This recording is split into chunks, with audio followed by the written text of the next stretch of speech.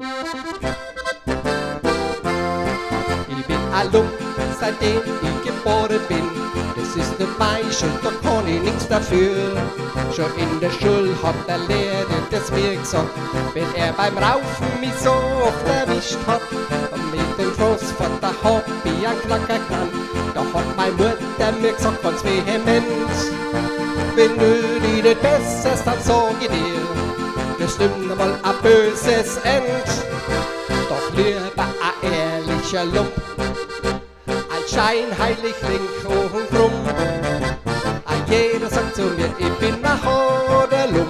Aho, aho, ahodelum. Jeder sagt zu mir, ich bin ein Hodelum. Dabei kennst du mich noch nicht genau.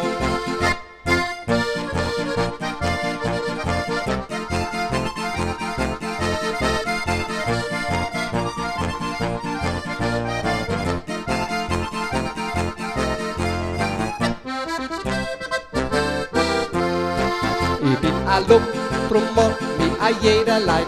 Doch wer mich kennt, der braucht mich nicht beneiden. Ich mag die Madel tun mir Prüfzeit lassen. Mir liegt mein Hemd so nah und meine Hosen.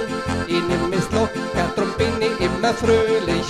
Und jeder Tag ist für mich schon, das ist klar. Steh dann am Himmelstor beim Petrus, spiel ihm das Viertel vor. Er macht mir das Tor dann gleich auf.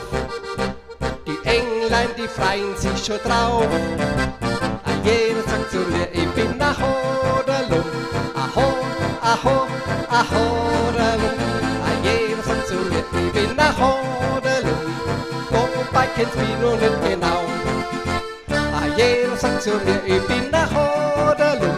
Aho, aho, ahodelum. Jeder sagt zu mir, ich bin ein Hodelum.